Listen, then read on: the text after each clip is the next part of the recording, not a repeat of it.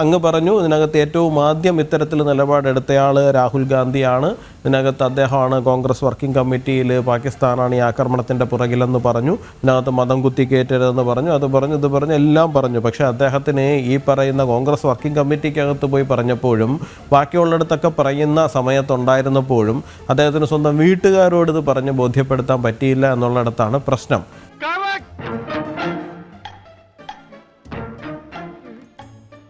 കാരണം ഈ വിഷയത്തിൽ ഏറ്റവും ആദ്യമായിട്ട് മതം കുത്തിക്കയറ്റിക്കൊണ്ടുവരുന്നതും ഇത് പാകിസ്ഥാനല്ല ആക്രമണം നടത്തിയിരിക്കുന്നത്, ഇത് ഇന്ത്യയിലെ മുസ്ലിങ്ങളാണ് ഈ ആക്രമണം നടത്തിയിരിക്കുന്നത് എന്ന ധ്വനിയിൽ ഏറ്റവും ആദ്യമായിട്ട് ഇന്ത്യയിൽ ഏറ്റവും അറിയപ്പെടുന്ന വ്യക്തി പ്രതികരിക്കുന്നത് ശ്രീ റോബർട്ട് വധേരയാണ്.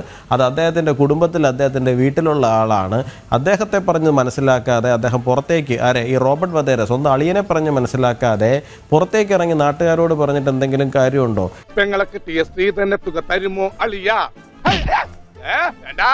ഇത് ഹിന്ദുത്വ ഭരണം ഇവിടെ നടക്കുന്നത് കൊണ്ടാണ് ഈ ആക്രമണം ഉണ്ടായത് എന്നാണ് പറയാതെ അല്ല നേരിട്ട് പറഞ്ഞു വെച്ചിരിക്കുന്നത് ശ്രീ റോബർട്ട് വധേര. അതായത് പാകിസ്ഥാനല്ല ആക്രമണം നടത്തിയിരിക്കുന്നത്, പകരം ഇന്ത്യയിലെ അസംതൃപ്തരായിട്ടുള്ള ആൾക്കാരാണ് ആക്രമണം നടത്തിയിരിക്കുന്നതെന്നാണ്. ഒന്ന് നോക്കച്ച എന്തൊരു ചേർച്ച, ഒരമ്മ പെറ്റ ആളിയന്മാരാണെന്നേ പറയൂ. ഇവിടെ പാകിസ്ഥാൻ രാജ്യം താക്കീത് കൊടുക്കാൻ നിൽക്കുന്ന സമയത്ത് സ്വന്തം അണികൾക്ക് ഒരു രാഷ്ട്രീയ പാർട്ടിക്ക് താക്കീത് കൊടുക്കേണ്ടി വരുന്ന സാഹചര്യം ഉണ്ടാക്കി വെച്ചതും കഴിഞ്ഞ 10-15 വർഷത്തെ നിങ്ങളുടെ പ്രവർത്തനങ്ങൾ തന്നെയാണ്. നിങ്ങളത് മനസ്സിലാക്കിയാൽ, ഈ മുമ്പോട്ടെങ്കിലും മനസ്സിലാക്കി കഴിഞ്ഞാൽ ഇന്ത്യൻ നാഷണൽ കോൺഗ്രസ് എന്ന് പറയുന്ന രാഷ്ട്രീയ പാർട്ടിയുടെ ഭാവിക്ക് തന്നെയാണ് നല്ലത്. ഇവിടെ ഇന്ത്യയുടെ പ്രധാനമന്ത്രിയാവട്ടെ, ഇന്ത്യയുടെ പ്രതിപക്ഷ നേതാവാകട്ടെ, എങ്ങും പോകുന്നില്ല, എല്ലാവരും ഇവിടെ തന്നെ ഉണ്ട്. കാര്യം എന്താ, ഞാൻ പ്രതിപക്ഷ നേതാവിനെ കൂടി ഉൾപ്പെടുത്തിയാണ് കേട്ടോ പറഞ്ഞത്. കാരണം എനിക്ക് എൻ്റെ പ്രതിപക്ഷ നേതാവിനോട് ആ തരത്തിൽ ബഹുമാനം കാണിച്ചല്ലേ പറ്റുള്ളൂ. നമ്മൾ രാഷ്ട്രീയം ഇല്ല എന്ന് പറഞ്ഞിട്ട് കാര്യമില്ലല്ലോ, ചേർത്ത് തന്നെ പറയണം. ഇവിടെ ആരും ഗായബായിട്ടൊന്നുമില്ല, എല്ലാവരും ഇവിടെ തന്നെയുണ്ട്, എല്ലാവരുടെയും കുടുംബങ്ങളും ഇവിടെ തന്നെയുണ്ട്, നമ്മുടെ സൈന്യത്തിൻ്റെ കുടുംബങ്ങളും ഇവിടെ തന്നെയുണ്ട്. കാരണം നമുക്കറിയാം വന്നാൽ നമ്മൾ നേരിടുക എന്നുള്ളത് മാത്രമാണ്. അല്ലാണ്ട് ഇവിടുന്ന് ആരും ഒളിച്ചോടാൻ പോകുന്നില്ല. അത് കോൺഗ്രസ്സുകാരന് ഒളിച്ചോടാൻ പോകുന്നില്ല, BJP-കാരന് ഒളിച്ചോടാൻ പോകുന്നില്ല. കാരണം നമ്മുടെ സൈന്യത്തിൻ്റെ മേലും നമുക്കുള്ള വിശ്വാസമാണ്, നമ്മുടെ സംവിധാനങ്ങൾക്ക് മേലും നമുക്കുള്ള വിശ്വാസമാണ്.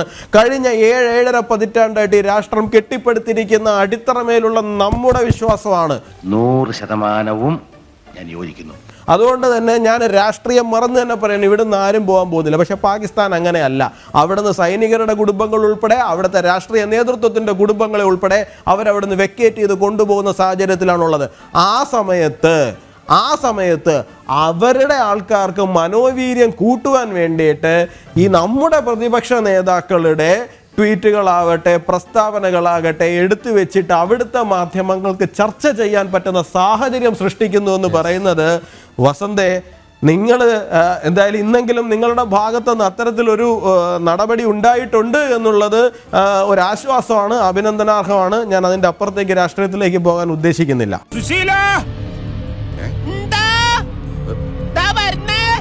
എല്ലാരും വിളിച്ചു.